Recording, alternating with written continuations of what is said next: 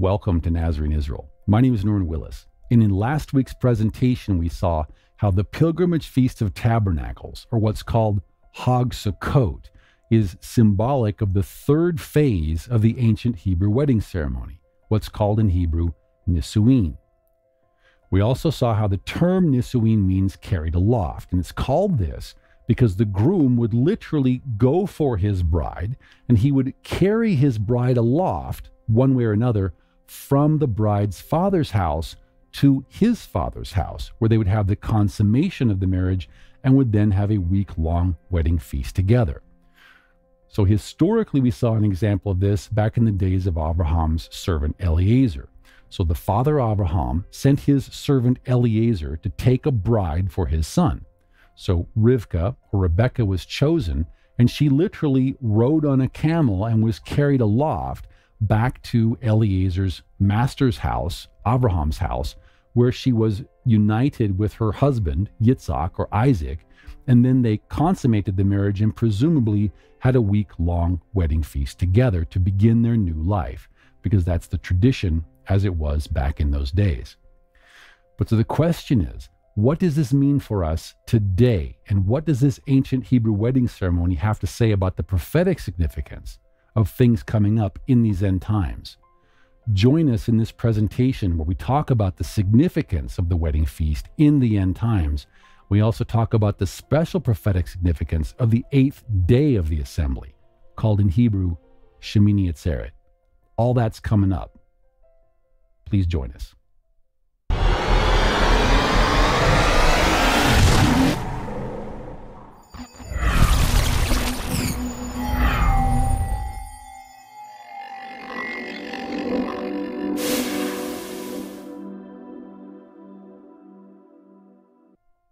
If we're going to be Yeshua's bride, then we need to be there at the wedding at the same time he's there. We need to know what calendar he's on.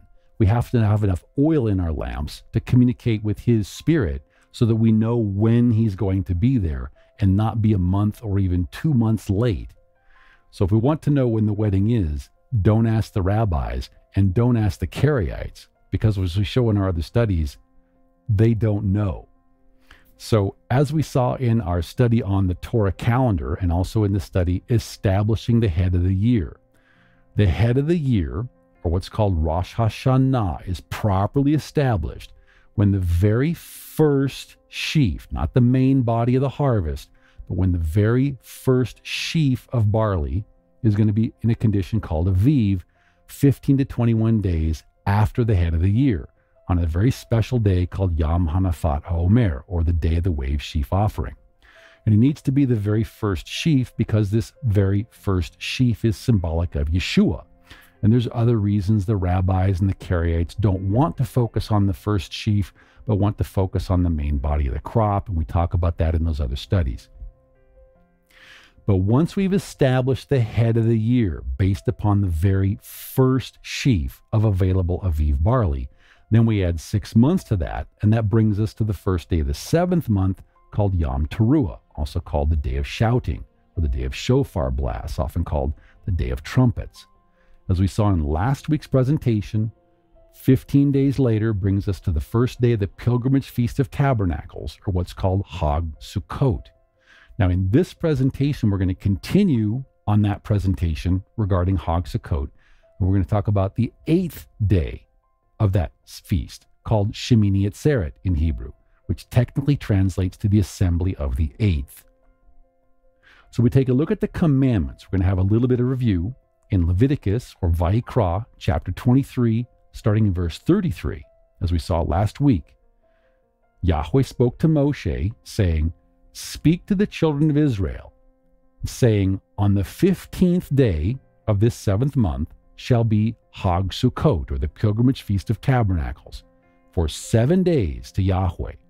And on the first day there should be a set-apart rehearsal pertaining to the wedding feast, or the consummation of the wedding." We're going to see how that pertains to us prophetically at the end of this presentation. And he says, "You shall do no customary work on it." It's your wedding day. You don't want to do customary work on your wedding day. And he says, For 7 days you shall offer an offering made by fire to Yahweh. So we're supposed to sacrifice, live a living sacrifice during this time. And on the 8th day, this presentation, on the 8th day you shall have a set-apart rehearsal or holy convocation. And again, we shall offer an offering made by fire to Yahweh. And again, it's a set-apart assembly, and we are to do no customary work on it.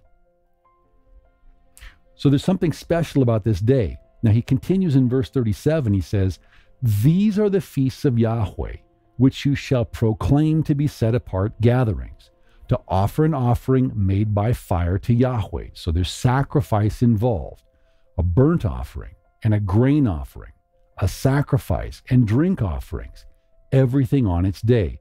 We're not going to be Yeshua's helper and not help him with sacrifices and offerings. There isn't a bride in the world that doesn't do things to help her husband. That's our job if we want to be Yeshua's bride. He says, this is all besides the Sabbaths of Yahweh, besides your gifts, besides all our vows, and besides all of our free will offerings, which we give freely to Yahweh. So then he says, verse 39, also on the 15th day of the 7th month, pertaining to last week's presentation, when you have gathered in the fruit of the land, talking about the tithe, then you shall keep the feast of Yahweh for 7 days. On the first day there shall be a Sabbath rest, and on the 8th day a Sabbath rest. He says, and you shall take for yourselves on the first day the fruit of beautiful trees, the branches of palm trees, the boughs of leafy trees, and willows of the brook. And these are the 4 species with which we're going to build or construct a sukkah, or a tabernacle. He says, and you shall rejoice before Yahweh your Elohim for 7 days. And that's why the rabbis call it the time of our joy. That's a good title for it. And he says, you shall keep it as a feast to Yahweh for 7 days in the year. It shall be a statute forever in all your generations. Anytime he says it shall be a statute forever in all your generations, he's talking about a principle or a precept. So this is something that's going to apply equally, whether we're under the priesthood of the firstborn, under the Levitical order, or whether today we're under the Melchizedekian order or the Melchizedekian priesthood. In any one of those priesthoods, we're still going to be keeping the symbolic feast that refers to the upcoming wedding ceremony. That's a principle. It's something we always want to do. He says, verse 42, and you shall dwell in Sukkot for 7 days, symbolic of the wedding week.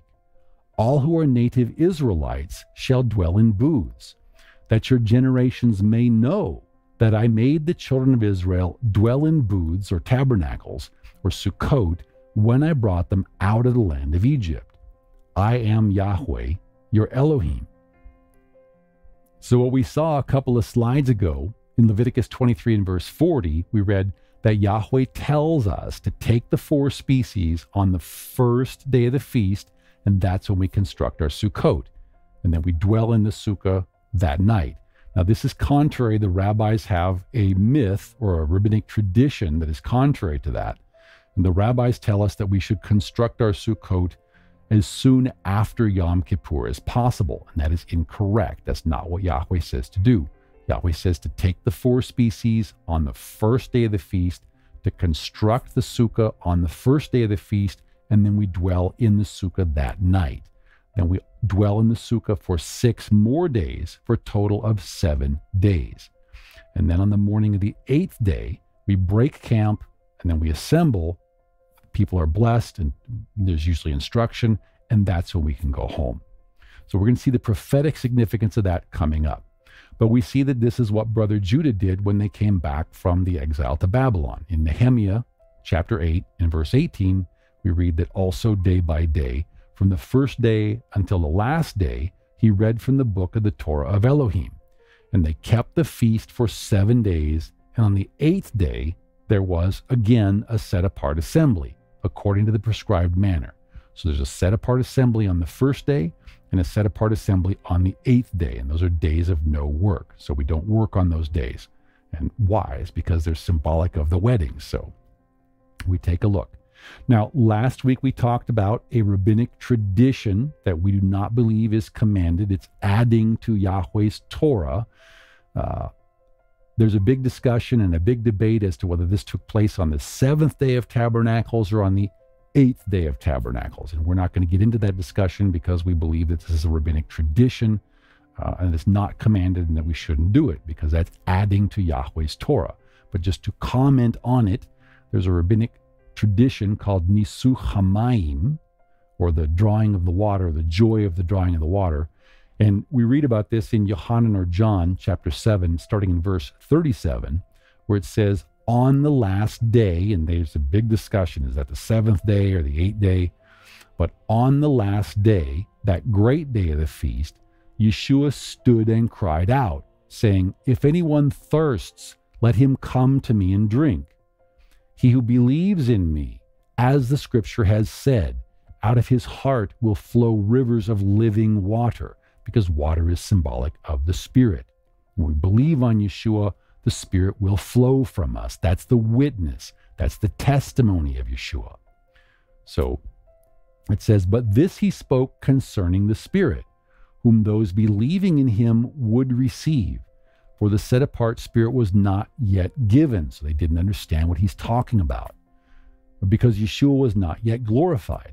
Therefore, many from the crowd, when they heard this saying, said, this truly is the prophet. And others said, this is the Messiah. So what they're talking about here is that Yeshua is saying, many of the rabbinic messianics, the one-house rabbinic messianic Jews and others, they take this as an endorsement that we should keep this feast, the ceremony of Nisuch HaMayim. We don't see it that way. We see this as similar to Yeshua there in the Feast of Hanukkah, where yes, Yeshua was in Jerusalem at the time of Hanukkah, and he's pointing to the candlestick saying, don't follow that. I am the light of the world. Don't pay attention to the candlestick. Pay attention to me. I am the light of the world. So the water drawing ceremony is something else that's added to the Torah. Yeshua is saying, why are you paying so much attention to this rabbinic tradition, this addition to the Torah? Pay attention to me. Don't get focused on that. Stay focused on Elohim.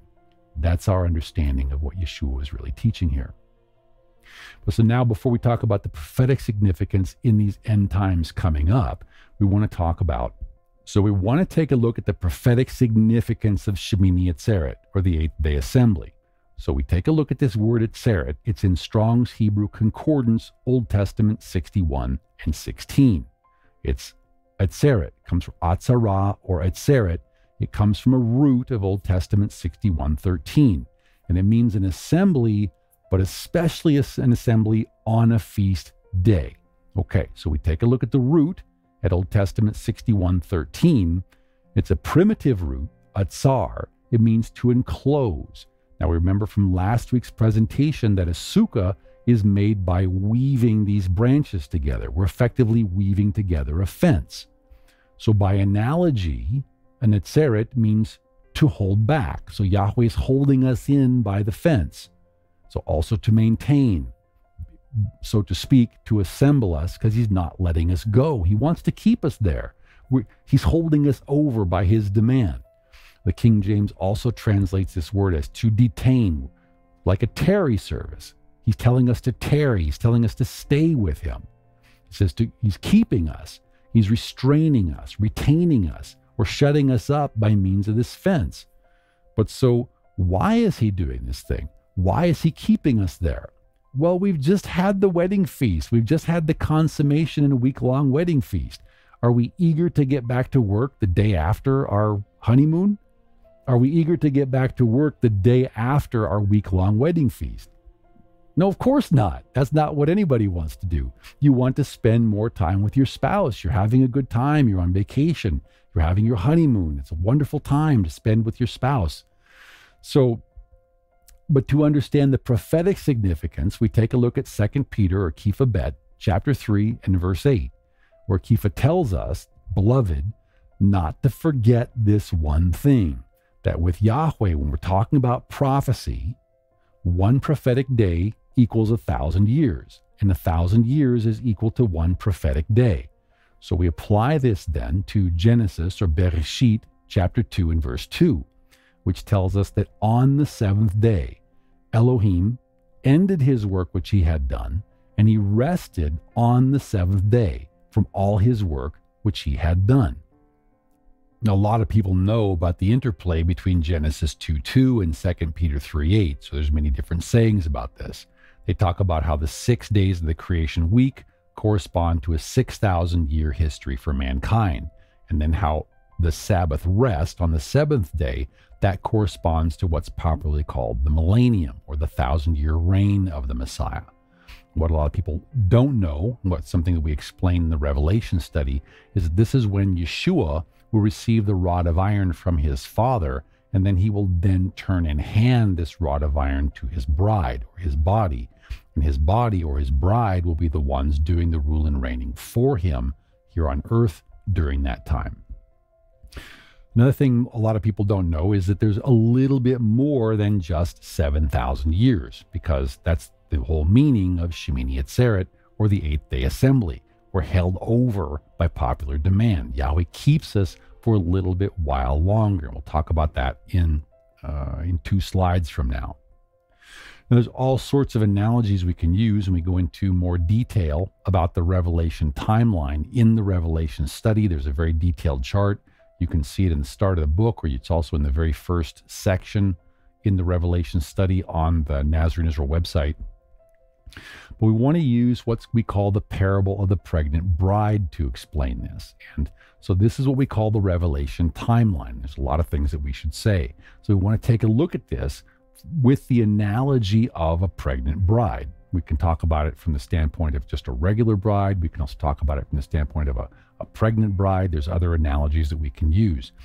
But what we see first is there's 7 seals that play out, and then there's 7 trumpets, and then finally there's 7 cups or 7 bowls. But there's more events that take place after that.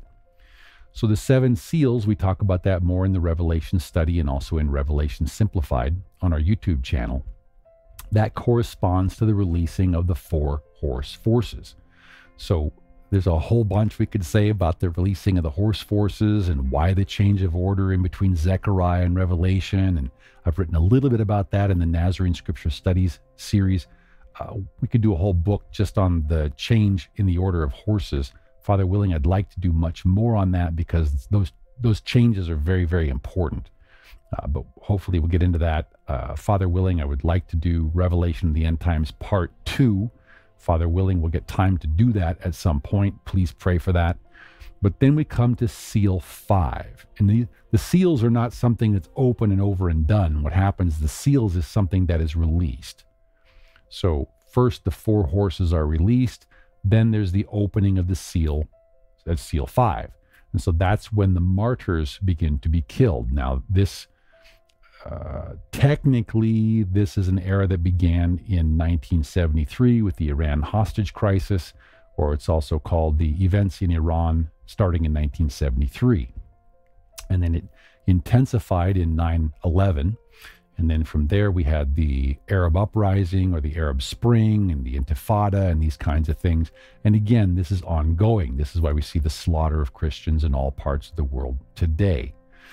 Now, Seal 6, I believe that this is when, and then we should also mention that there's an increasing rapidity. So first, like a bride, she begins to swell. It takes her 9 months or 40 weeks in order for her to be ready to give birth to the man-child. And then things begin to happen relatively much more quickly after that. Seal 6, this is the first of the birth pangs. So there comes a point in time when a bride is ready to deliver her child, or almost ready to deliver her child, and she has the very first of her birth pangs. This is the symbolism behind Seal 6. Now, I believe we entered into the time frame of Seal 6 back in 2017. And but again, it's not a singular event, it's a time frame or an era. And many people, well, we are presently at the time of this filming in 2021, we're waiting for the sky to recede like a scroll. Many people believe that refers to a nuclear war. So many people also believe that this nuclear war will be used to justify that it's an engineered nuclear war. And we give a whole scenario on this in the Revelation and the End Times study, and also in Revelation Simplified. There's a whole chapter on that. We give a scenario for that.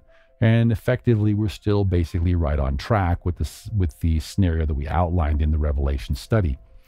But many people believe that the purpose of this engineered nuclear war, which in the future will probably be referred to as World War III, it's going to be a global war that ends up going nuclear, but in a limited sense, limited nuclear war, so to speak. That may sound ironic, but and then the whole purpose of this is to give rise, to get the people to clamor and to cry out for a new world order, so that there can be a peace, a global peace that is no peace. But their purpose is to establish a global new world order. And then there will be a half an hour of silence in the heavens. And if we use the same principle, a day is as 1,000 years, and 1,000 years is as one prophetic day. When we do the math and run the numbers, we come up with 20 years and 10 months. So after the time frame of seal 6, then there's going to be a half hour of silence in heaven. And this is probably the time frame during which the 144,000 are also sealed. And we tie that to the rising of the dry bones of the house of Ephraim in Ezekiel 37 and verse 7. But we talk about all that in the Revelation of the End Times study. Now with seal 7, things start to pick up speed, even more so. So once the bride begins having her contractions, and then she has her cries of pain, that's the symbolism behind the 7 trumpets, or the 7 shofars. These are symbolic of the bride's cries of pain. So there's 7 years of tribulation. The last half of this is what's called the time of Jacob's trouble. And that's also when we see the 2 witnesses arise. So this is going to be a time that's going to be incredibly difficult. So effectively what will happen is they will have their limited nuclear war at seal 6 to get their New World Order government. And then they will institute all these policies that are increasingly difficult and increasingly noxious for Elohim's people. And things are going to look great for them. And looks like they're going to be indoctrinating a whole new generation of soldiers and a whole new generation of children into the New World Order doctrine. And then it's going to start to fall apart.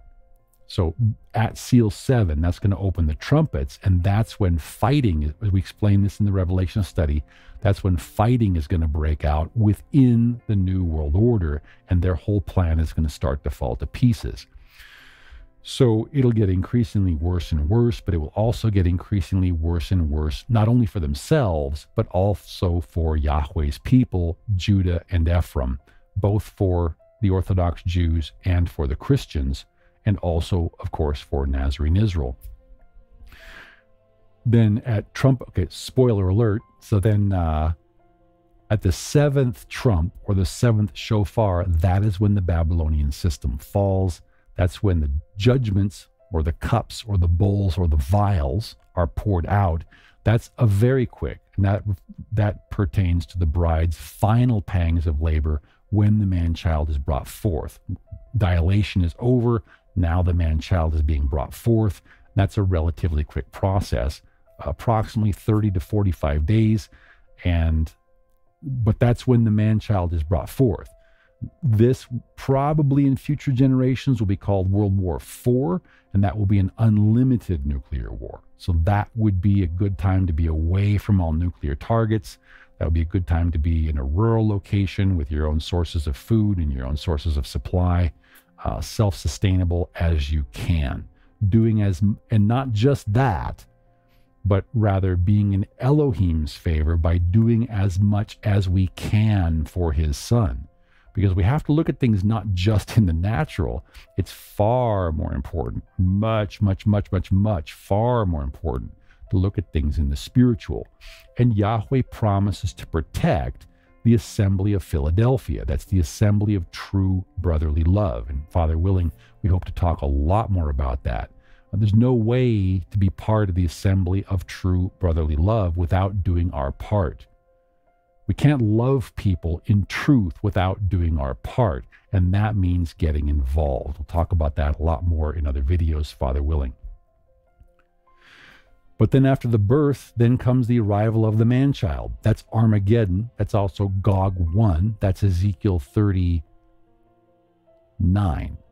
So those are in inverse order. Gog 2 is Ezekiel 38. That's how those books are sealed up until the times of the end. But then we have the ingathering. That's also called the second Exodus. And that's when we will come together into the land. So the promise is then given of the bride being carried back to the Father's house. So this is what will happen. After Armageddon, that's when the bride is then brought back to the Father's house. In this aspect, brought back to the land of Israel. And then in the second war of Gog and Magog, so then there's 1,000 years where Yeshua receives the rod of iron from his father, then hands it to his bride or his body, Nazarene Israel, to rule and reign over the nations for 1,000 years. As it says in Revelation, at the end of that 1,000 years, Satan has to be loosed again for a little while. So once again, we see that there's a little bit more time. That's the significance of Shemini Atzeret, or the assembly of the eighth. The earth continues for a little while. Then Yeshua returns and everything is destroyed at the brightness of his coming. That's when we are all caught up to be with him in the air, is at the end of the eighth day assembly. That's when we go to the white throne judgment and the new earth. And that's again when the bride again is taken back to the Father's house, this time in a spiritual sense. So, it's very important. We need to understand there's a lot of difficulty in that. We just covered this relatively quickly, the end time timeline. And I would encourage everyone to watch Revelation Simplified and or to read the Revelation study. There's a lot of important information in there. The most important thing is that we truly seek to be the assembly of Philadelphia, those who love him and also love our brothers in truth. And there's no way to do that without getting involved in doing our parts. So we'll talk about that in a lot more detail in future videos and how to do that and what we can all do and how we can help establish Yeshua's kingdom. Because this is what Yeshua wants, is for his bride to use her mina to help gain by trading for his kingdom. So there's things that we can all do about that. It's very, very important. Even if we're harvested tomorrow, it doesn't matter. Or if we make it all the way through the tribulation, the most important thing is that we be found using our minas so that when our husband comes, he finds us with enough oil in our lamps. He finds us with enough love for him, with enough of his spirit, that we are now found manifesting the fruits of his spirit, helping him build his kingdom, so that he wants to take us back to his Father's house. Because there will be 5 virgins that don't have this oil, so to speak. So we want to make sure that we are the 5 virgins of the 5 virgins who have this oil. Now, in the Nazarene Israel study and also in the Torah calendar, we talk about how the Apostle Shaul, or Paul, explains in Colossians chapter 2, verses 16 and 17, that the feasts are prophetic shadow pictures of events still to come. But what a lot of people don't understand yet, and what we explain in the Torah calendar study, is that there's mirror imaging in these prophetic shadow pictures. And the mirror imaging between the feasts of the first month and the feasts of the 7th month. So for example, in the feasts of the first month, there's the Pesach, or Passover, and that's a half-a-day feast in the afternoon, followed then by 7 days of Hag HaMatzot, or the Feast of Unleavened Bread. So we have a half-day feast in the afternoon, followed by 7 full days. And this is symbolic of how Israel had a sudden exodus from Egypt, then followed by 40 years in the wilderness, where the bones of the unfaithful fell through attrition, and only Joshua and Caleb were allowed to enter the land because they had a different spirit in them. Therefore, they manifested the fruits of that different spirit. That's why they were allowed to enter the land of Israel. Then we have in the 7th month, we have the Feast of Sukkot, or the Pilgrimage Feast of Tabernacles, and that's 7 days of dwelling in Sukkot, symbolic of the consummation and the wedding week. Plus, then we have an additional half day in the morning for Shemini Atzeret, because we're held over by popular demand. We don't want to go back to work yet. No, we want to stay with our spouse. But we'll have to go back to work. But what we have here is we have 7 full days and then plus an extra half day in the morning. And this, I believe, is symbolic of how we're going to effectively suffer 40 years of attrition in the wilderness while we're being refined in the wilderness, while those who do not manifest the true fruits of his true spirit, and then we're going to have a sudden ingathering. So again, we see prophetic imaging in the prophetic shadow pictures.